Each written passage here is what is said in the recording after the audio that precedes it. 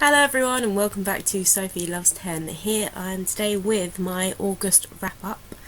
We have a couple of days left of September again, but I thought I'd get this in and do this now because I don't think I'm going to read that much in the next couple of days.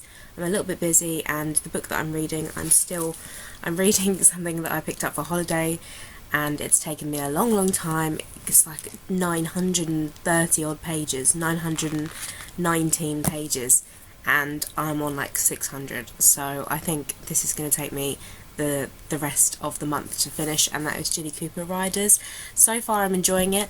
For some unknown reason, this front cover to me and the blurb didn't, in my head, oh sorry, that's my laptop making noise, in my head didn't mean horses, and I don't particularly like horses. It's not that I don't particularly like horses, I'm really allergic to horses, so they're always that thing in my childhood where people were like, let's go play with the horses, and I'm like, I can't, I'm allergic.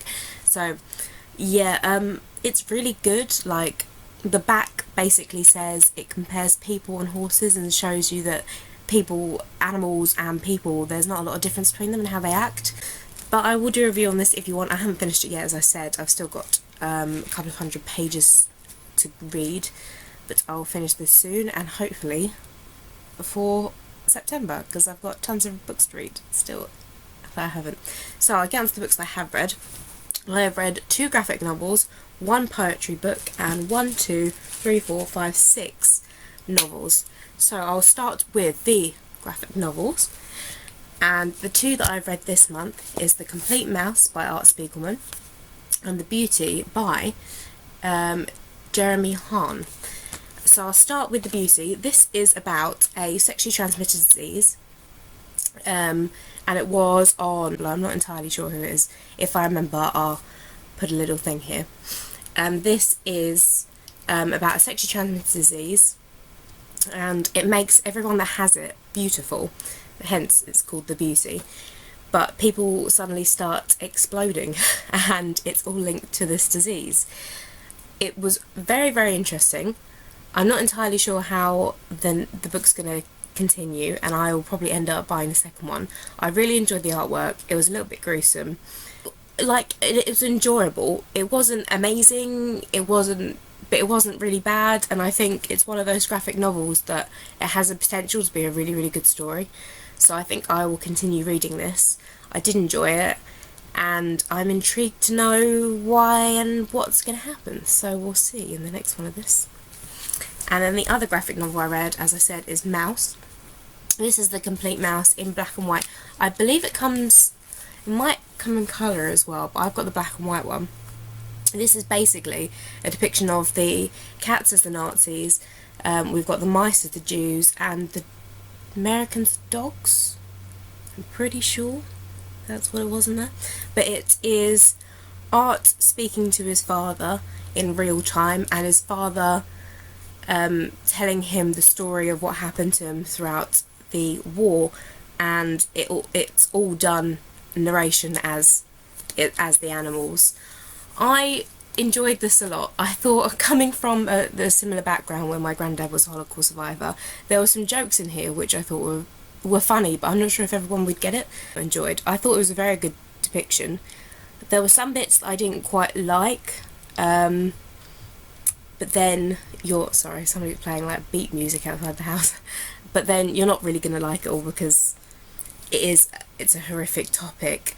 I did think it was very interesting. I haven't seen anything like this before. I've seen a comic of Anne Frank's diary, but not done as well as this. So I think this was the best graphic novel that I've seen about this topic, and I think people using this in schools is a very, very good idea to learn about it, because it shows a family, and it follows a family, and you get connected to the family, so you feel more for them. Art makes out that his dad's not likeable, but he's a bit of an annoying character in this. He gets annoyed by his dad a lot, and he doesn't want to stay with his dad, and yet when he listens to his story and stuff, you understand what kind of person he is, and I think that was interesting because it's the way we view elderly people and how a lot of the time we don't have a lot of time for them, and really they've been through so much and that's made them the person they are today, and we should respect that more. So I thought that was quite interesting, the way that you could associate it with anything. So I read this. The Beauty, I think I gave 3 stars or 2.5, and this I believe I gave 4 stars.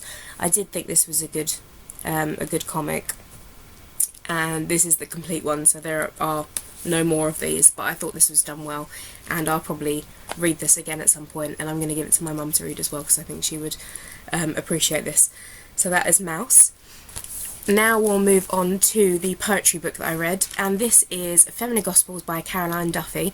This was part of the Feminine Orchestra book club by Jean Bookishthoughts, and I won the giveaway, so thank you very much. I've got a book, I can't remember what it's called. It's somewhere on my bookcase, and I've got that to read, and I'm super excited to read it because I need to read another book about feminism. Like, it was in my haul. If you want to watch that, it's there. I've read some Caroline Duffy before, and Jean and I had a little discussion about it on YouTube, and I think we both came to the conclusion that this isn't our favourite one. I enjoyed this. I enjoyed some of the poems in it. I was going to highlight them, and I didn't in the end. Some of them were interesting. Some of them were just felt a bit forced. I might go through it actually again. I think that would be a good idea. Go through it and then actually write notes on each of the poems, because I remember thinking some of them I really enjoyed and some of them I didn't quite like. So I think, but then again, it's very, very difficult to write a whole book about poems that you're going to like every single one. So I'm not sure how I feel. It wasn't my favourite of all of them. I think I gave this 3 stars in the end, which is pretty average for a Caroline Duffy, so sorry. But now we'll get on to the novels. The first one I finished, finally, was one that I started for my birthday, and I've spoken about it many, many times, and this is Arcadia by Ian Pearce. I buddy read this with Tracey from flamingoreads or Jackie, sorry, I've just forgotten your name again, I'm really, really sorry. But buddy read this together. They gave up reading this book. I pursued it, but I don't know why. Like, I was so excited to read this, so excited, and then it just didn't meet expectations. The story plot was a little bit blurred in my mind. I didn't quite understand everything that was happening, and I'm not entirely sure how I feel about it. I think I'm probably going to give it 2 stars. I can't remember what I gave it on Goodreads, but we basically follow the story. There's like 3 different stories within this book, and a lot of the time in my mind and when we were talking online, I think we're all getting a little bit confused on what was happening and what story plot we're on. So there's like a time period in the future. This is how I've read the whole book and I'm still unsure about what happened. This is really, really bad. I hope it's not just me being stupid. But there's this person called Dr. Linton. Someone? Sorry, I read this like ages ago now. I've read a lot of books since then. There's this person, and there's another woman, and I can't remember any of their names. This is really bad. I'm so sorry. There's a woman, and she takes this man's story and makes it into a place. So there's now this place on another parallel universe, like another time, where his story is being lived out with people, but they're all made up. They're not actual people. So yeah. Then this girl called Rosie, who visits this man who looks after his cat, stumbles across the entrance of this other universe, and she falls in love there, and she comes back, and then she goes back again, but then she can't come back again because she was wearing jewellery that she got given in that place. So this is really, really bad. She gets split in half, and then half of her lives in this world, and then the other half lives in the real world. And yeah, There's a nice love story in here. That is the thing that gave it the star. And I really, really wanted to like this. I'm so disappointed. But if you have read this and you think it's good and you actually understand it, leave me a message, because I just don't get it, any of it. I'm really sorry. And the next one that I read was listened to an Audible. I listened to it on holiday. Joe and I listened to it together and we thought it was okay. Not a very good reading month for August, I feel. But this is Chasing the Stars by Mary Blackman. I met her at Yalk and she was lovely. I spoke about this in my Yalk experience. Really, really nice person to speak to, and this is her latest novel. This is about a girl. I can't tell you all of it because there's plot twists. Like a lot of, if you like plot twists, you'll like this, because I was a little bit, Joe already thought how it was going to end, which really annoys me because he already knew. So at the end, when I was like, oh my god, he was like, yeah, I knew that was going to happen. So that really, really annoyed me. I wanted him to be surprised, but anyway.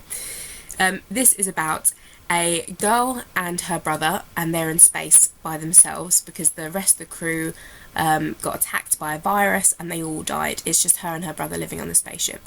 Then they come across a planet, and the planet's being bombed, and they manage to pick up a group of people from the planet. They think they're people, they're actually androids, I believe. Is that how they describe them? They're like lower class citizens. They're not actual, they're described as like the subhuman kind of person. So then they have those.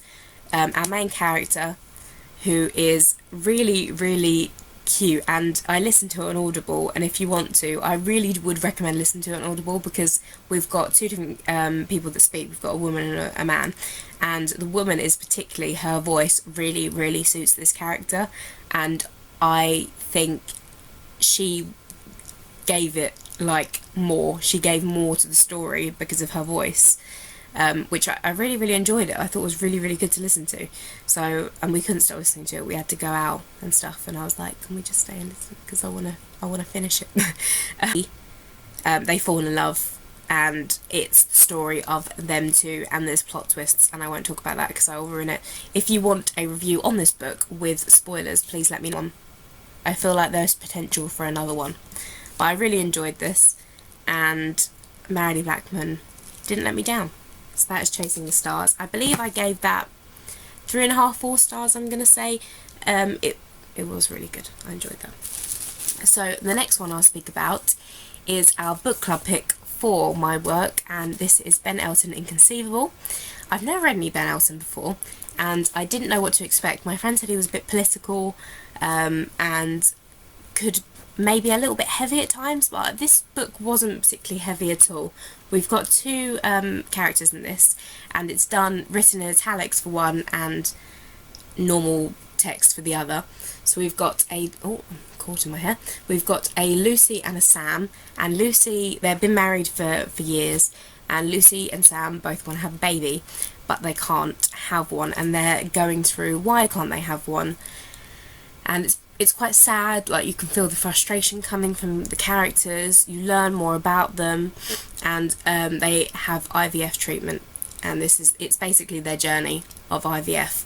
But it's quite, because it's almost comical in a way, because sometimes you'd have one bit of text where Lucy's speaking and she'll say, Sam was talking and saying how they would like think of different ways to have like sex in the different cycles so they would conceive without having IVF. And Sam was like, I did it really romantic. It was, we did this and we did that. And then Lucy's on the next bit in her different writing saying, last night was terrible and stuff. And it was just really interesting. Like, you've got a you completely get into both these characters' minds, and it was really really like interesting to like see it all play out. And there's also a film called Maybe Baby, which this is based on, the film is based on this book. So I think I'm going to have to watch that, because I really did enjoy this book. I thought it was very, very good. It was funny. There was very sad moments in it towards the end. overall a 4-star, strong 4-star book. I enjoyed this. It was much better than our other book club picks, and thank God, because we needed a good book for our book club, because them books weren't good. No, Girl on the Train really wasn't a good book.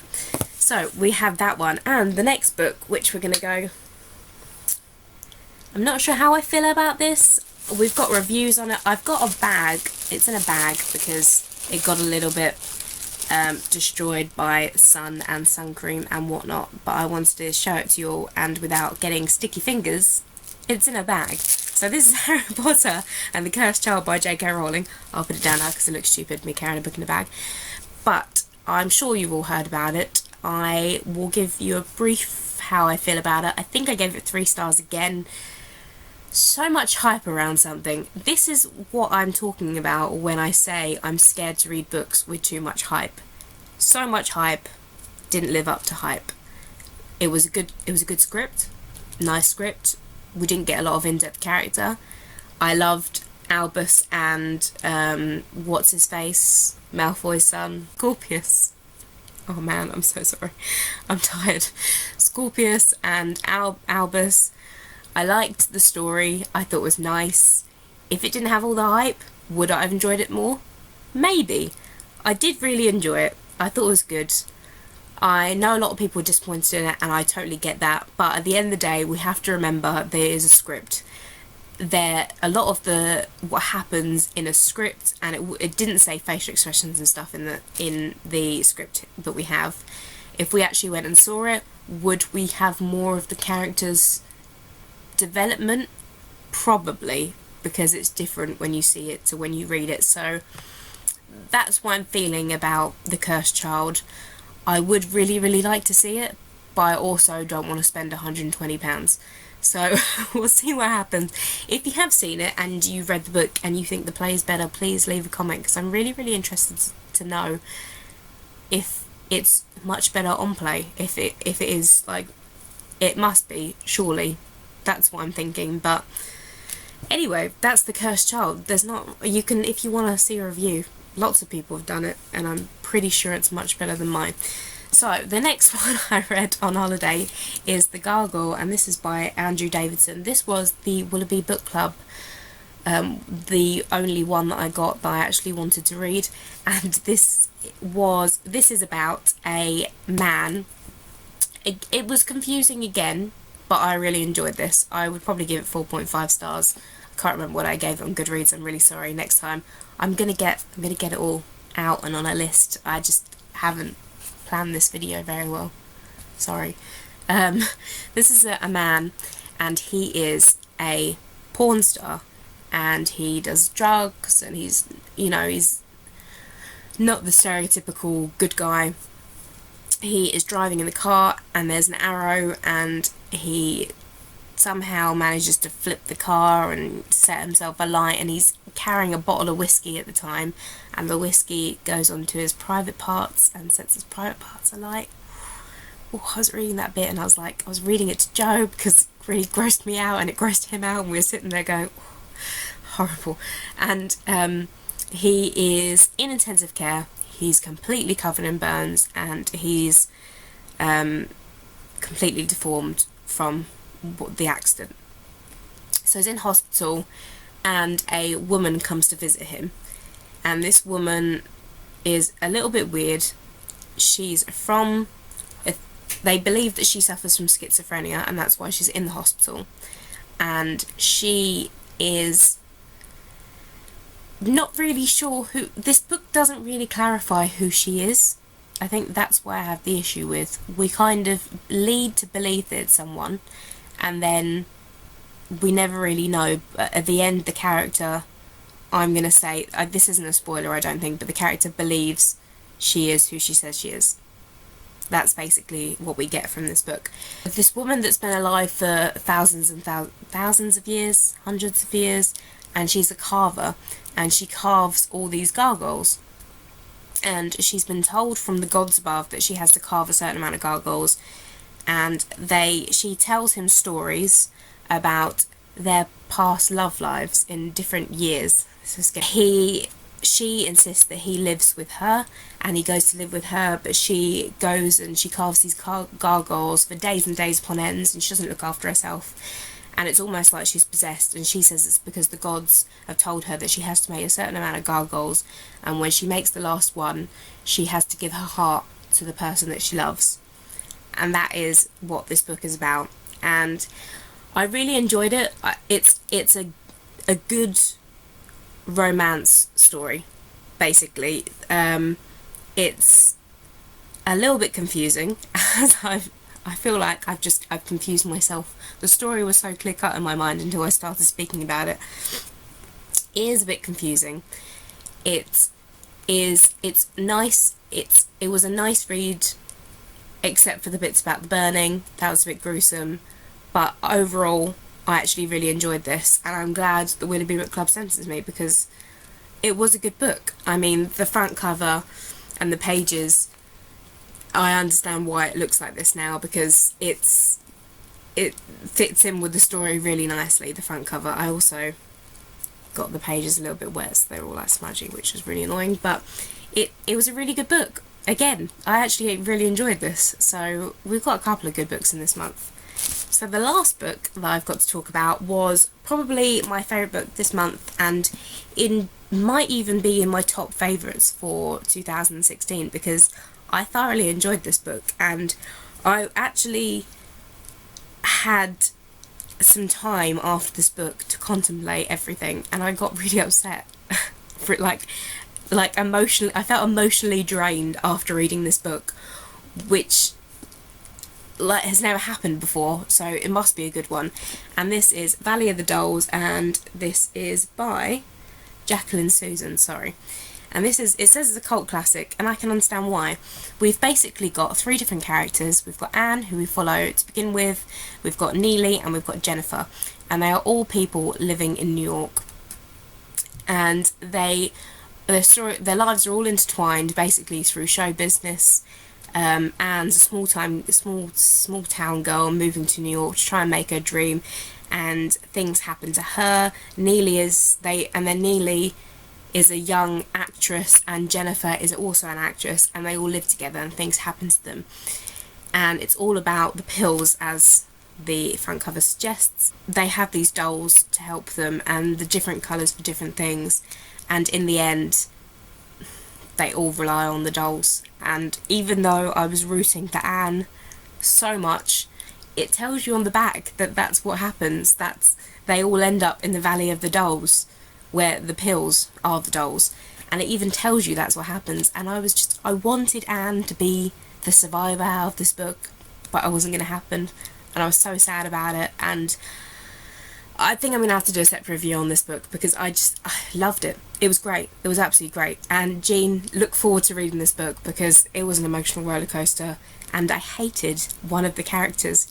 If you've read this book and you know which one I'm talking about, leave a comment, because oh man, I wanted to kill her so bad. If I was there in the story, she would have been gone a long time ago, because she was horrible, absolutely horrible, and I don't usually feel this strong emotions about characters in books. So this is a 5-star book, 100% for sure, and I thoroughly enjoyed that. So, this was a long video. That is the end of my August wrap up, and a really weird August. Let me know how your August went reading wise, because there were some good ones there, some strong good ones, and some really strongly bad ones. Anyway, that's my rambly August wrap up, and I will speak to you all soon. I will be uploading a September TBR when I work out what I'm going to be reading in September, although I am starting university next month, so I'm not entirely sure how much I'll be reading, how much I need to read for my course, etc, etc, so we'll see what happens. But I will see you all soon with a video soon, and goodbye everyone, have a lovely day.